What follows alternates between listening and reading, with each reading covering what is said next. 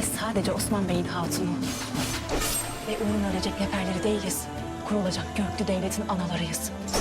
Senin de babanın da davası kellen gibi düşecek. Türk'ün davasının bitmeyeceğini sana göstereyim.